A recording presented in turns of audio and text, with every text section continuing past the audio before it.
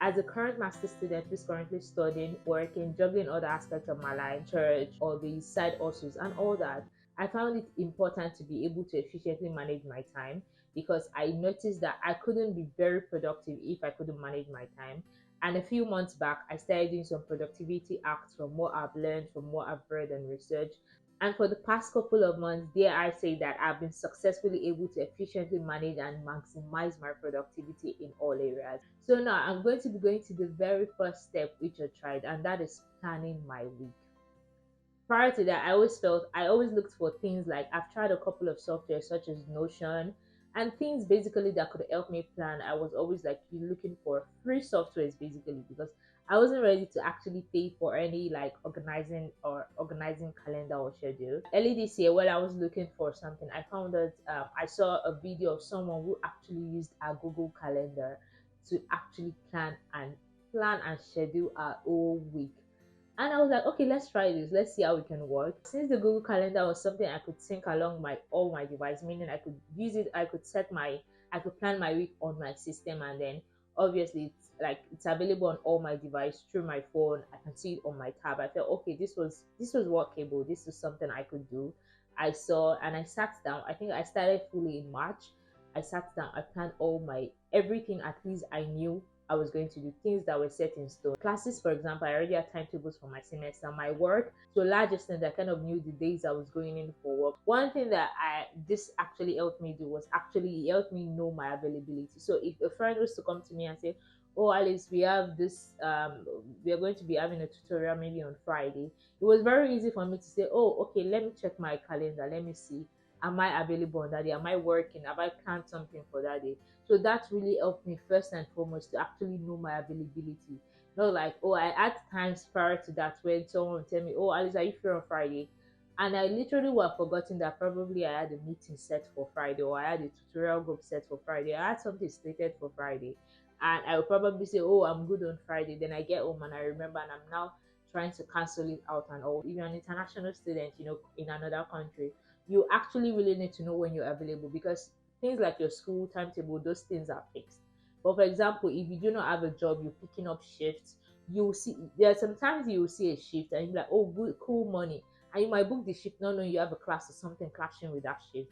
So because of things like finding jobs or picking shifts, which is actually not set in stone, it's actually really good for you to know to plan your calendar and know, okay, this is a shift I've booked 9 to 5. Am I available that day? Do I have classes? Do I have anything?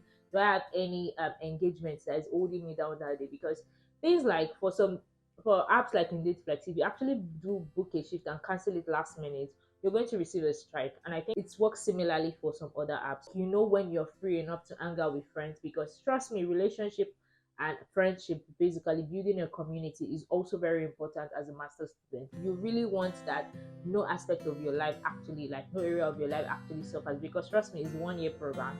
So you have to figure it out and so you don't get overwhelmed because something that is going to happen if you're not careful, which even when you organize it's going to happen, but it reduces the level at which you get overwhelmed with everything that's happening about around you. You have work, you have school. Sometimes it's like, oh my god, I can't keep a tab on all this. The next thing I did was actually creating to-do lists. Some things that might pop up during the week, like, oh, I have to call someone, I have to follow up on something.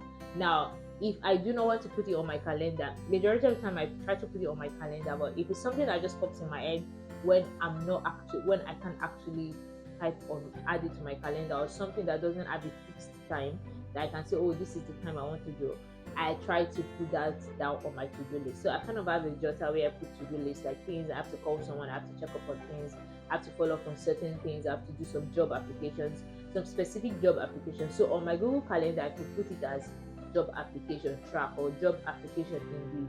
But then in my to-do list on my jotter, I'm getting very more specific. I say, oh, maybe job application for customer service assistants at so and so. So I'm going to be very specific with my to-do list, and this helps me actually. So when I know I've done that task, I can tick it off. And I found out that this also increased my productivity. So now one thing that's very important to know is actually knowing yourself when you're setting to-do lists. So I know my energy is really very high during the day. So it's very easy for me to actually do difficult tasks. When you wake up in the day from like 8 to 12 days, that ginger and energy, or 8 to 12, 8 to 2, there's kind of that ginger to work on things and to do things. So I always put tasks that are very important, tasks that I know that I have to do, tasks that require high energy, like application and all, because some certain job applications can actually be very stressful. So I actually always tell myself, do those tasks in the morning. So I set it in my to-do list. I tell myself, oh, I have to do this tasks in the morning, and the ones that I know require less energy and that require less energy and less motivation basically to do, I tend to do them, put that towards the end in the evening. So I know that things that when I come back home, even if I'm tired or feeling less motivated, there are lists or actions or to-do list or tasks basically that I can actually even do, even if I don't have that 100% motivation. They are not, they don't require so much motivation that I can easily do something. Like for example, I edit videos and all. So editing video for me is something that doesn't really require so much motivation to do. Like it will be something like um, maybe few clips from what I've done, just to put it.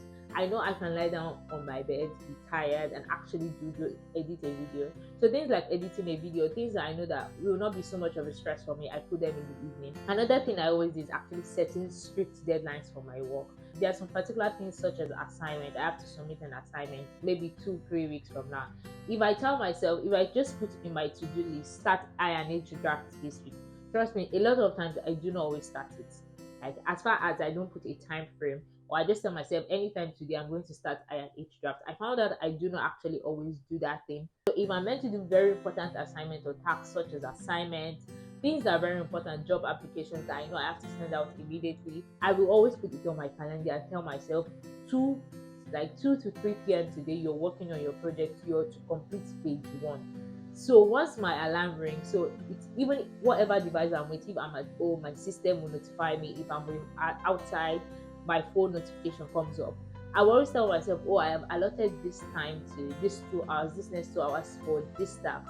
And I tend to be more productive because I've actually told myself, oh, this is the 2 hours you have to complete this task. So you would tend to actually sit down and actually focus on that end. So it's more like the more we see the task, the more our brain tends to get occupied with that task. So until you've accomplished it, something at the back of your head is telling you, oh, there is this task I have to do 2 to 3 p.m. I need to do it so I can get it off my head. So basically, your brain is occupied with it. So that's one act I've actually learned to maximize to the fullest. So the next step I've actually learned to work with, and this is something I learned from someone's YouTube channel, is for tasks that have a lot of procedure, that it requires a lot of procedure, just putting the final product on your calendar. Let me give an example. For example, now I have to post a video on YouTube for 6 p.m. maybe July 9th. I will not tell myself the process that goes into me actually releasing a video means I have to look for a topic, I have to script the idea, I have to plan the idea, I have to write it out, I have to shoot the video, I have to edit the video, then before I finally post it. If I'm actually to list these steps in my calendar or my to-do list, it will seem like a lot for me. So when I see the final product, or the final product such as this video is meant to go by 5 p.m. on Sunday, it reminds me that, oh, there are a lot of things I need to do in order for this final product to actually be achieved. And if I don't do any of this, I will not be able to do that. But if I put the whole steps, I'll say, oh, script video, don't worry. The next time when I'm meant to edit the video, I'll script and edit the video together, or I'll script and shoot the video the same day. And I see at the end of the day, you keep on procrastinating. So things like that have a lot of steps. Just putting your final product in your calendar. Now, another thing I learned after the very first month when I tried it, so I only always kept the serious things on my calendar, like assignments, work, and everything. And I saw at the point I stopped wanting to open my calendar because I always felt my calendar was very serious. If I got to it, I always felt my calendar was very serious. But I learned now to actually balance out. So my calendar is not just about my work and just school. I also tend to put things. If I'm going to hang out with someone, I put it on my calendar. If I want to watch a movie, like if I want to watch a movie or take a walk, things like that, I put it on my calendar. So when I'm looking at my calendar for the week, I see, oh, okay, these are serious things, but oh, I plan to take a walk maybe Saturday for 1 hour, just go out and hang out, let the breeze blow on my face, things like that. Or I plan to actually sit down and watch a movie Saturday 7 p.m. So I also balance out my calendar in the sense that it's not just all about work, or it's not just all about academics. If I need to call someone, I put it there, and I always color code my calendar. So I always use things like red for work, blue or green for academics, yellow for things about church, my spirituality when I have to pray. So it makes me feel like, oh, every area of my life is actually covered, or or showed on my calendar. So it's not just my work or my school that's on my calendar, but major areas of my life where I'm consciously working on are actually reflected on my calendar. Very last tip is create a system that works for you. So you know yourself and you know what will work for you. So create a system that works for you. Be it when you're planning with your calendar, doing your to-do list, personalize it. Oh, you know you're very productive in the morning, maximize your morning, set your to-do list around the morning.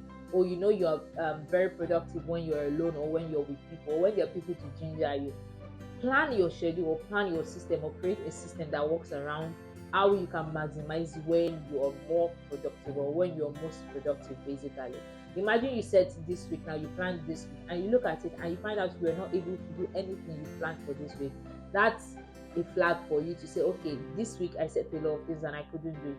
What worked? Why didn't it work? Why couldn't I actually achieve all these things? Is it because of the way I planned my day? You might try first 2 weeks, you might just figure out, play around with a couple of things, and then at the end of the day, I'm very sure you're going to be able to figure out how to plan and organize yourself and maximize your productivity. So basically, in conclusion, all what I've said can be concluded into knowing yourself and creating a system that works for you, that will help you actually maximize your productivity in all areas, not just your school life, in all areas. Emphasis on in all areas. Thank you very much. And if you'd like to see more videos about productivity and things about studying in the UK, basically as a master's student, do let me know in the comment section down below. Thank you so much.